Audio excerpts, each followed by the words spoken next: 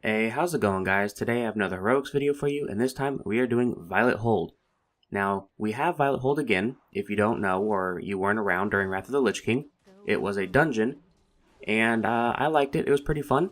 This version is slightly different, like minute difference, but I'm going to explain anyways, just in case somebody is a new player and wasn't around during Wrath of the Lich King.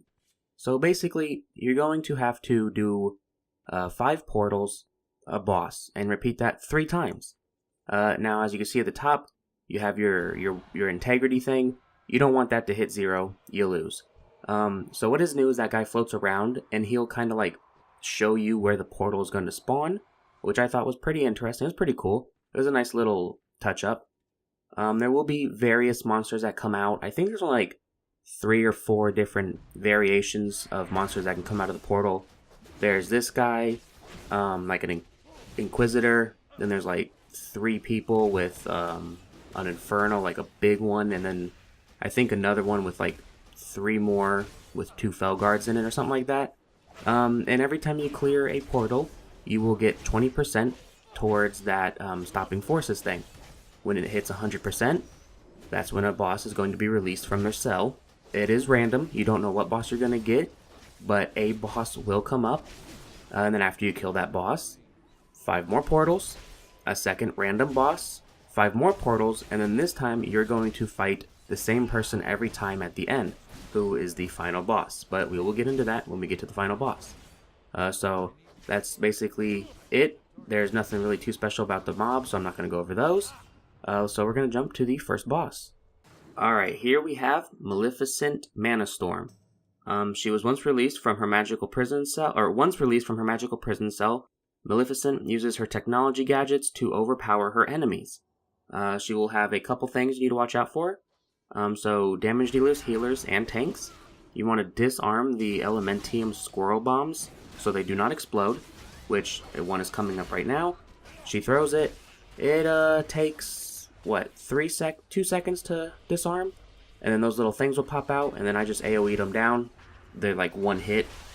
And then for tanks and damage dealers, destroy the unarmored thorium rocket chickens to prevent them from overwhelming the party with rockets. So, here's the thing with this boss. It seemed I'm the only one that really wanted to do the mechanics. The Demon Hunter did help me a little bit, but after a while they stopped trying to do the mechanics, so then I stopped trying to do the mechanics. And, we finished it. Disarmed a couple bombs, killed a couple chickens, and we had no problem. Cleared it first try, no wipes. I would recommend, if you have a team that maybe isn't the highest item level, like probably around, I think you have to have like 815 to get in, so around 815, 820, 825 maybe, you probably want to do the mechanics. But we ended up surviving, cleared it no problem. But other than the rockets and the bombs, there was nothing else that I seen her do that was really worth mentioning. She will stun you, and then run away and drop a little chest, which kind of confused me at first. Didn't know what that light was. So don't worry about trying to kill her. She gets a buff, and you can't hit, there's a 95% chance you'll miss. I don't know why not 100, so maybe you can kill her. Not really sure, but she'll leave. You'll get your chest. Alright, we are at another boss. We are at Blood Princess Thalina. Blood Princess immediately uses Vampire's Kiss to infect an enemy with Essence of the Blood Princess. When Essence of the Blood Princess wears off, the victim has a short amount of time to infect another target. If they cannot do so, they submit to Uncontrollable Frenzy.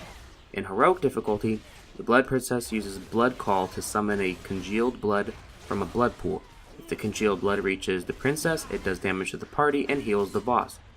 Those affected by the essence can instantly kill a congealed blood by running through it. Did not know that because I didn't read, because that was way too much to read before the boss fight. So damage dealers, when infected with the essence, all of your damages increase. Healers, every player infected with the essence increases the damage of Shroud of Sorrow. And tanks, move Blood Princess out of the blood pools when she casts Blood Swarm. Of course, because period blood is bad. You don't want to stand in it. So even if she doesn't have the shroud up or whatever, just move her out of the blood pools. because it will do damage if you stand in it. Make sure to kill the little congealed bloods. And I never got a prompt to infect anybody, so I don't know if I ever got infected or not. And then there's the essence right there. So I guess I did. But you get like increased damage. It's really good. I didn't think we were going to be able to kill her like in a fashionable time, but she ended up putting that debuff on you, kind of the same as the boss in ICC. I forget her name. Okay, so right here I was really confused because I couldn't find this guy in the dungeon journal. He's like the pre-boss before the final boss, which is something new that the old Violet Hold did not have. So just kill him, interrupt the Shadow Volley if you can. You can't stun him, but you can interrupt him. If you don't interrupt the volley, everybody takes damage, not good. Other than the volley, he'll bring some ads out, but as you just seen, one whirlwind took most of them out. I think they might have been getting hurt by the concentration too.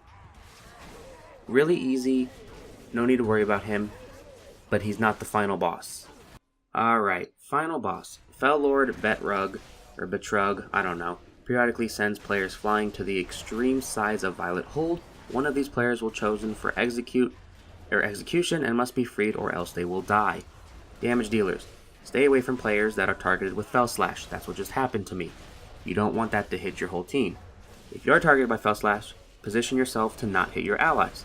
When Fel Lord Bedrug begins execution on one of your allies, hurry across the room and free your buddy. That it is right there. He tossed my ass. Thank God for Heroic Leap, even though he does that like slam, so you want to get up there quick, and then right click those little pillars, and you're free. Good job. He will do it more than once though, so you really want to kill him. Also, you really want to watch out for whatever that was on me. Seed of Corruption, I think it was. Something like that. It looks like the picture of it anyways. Because it'll do that like little AoE.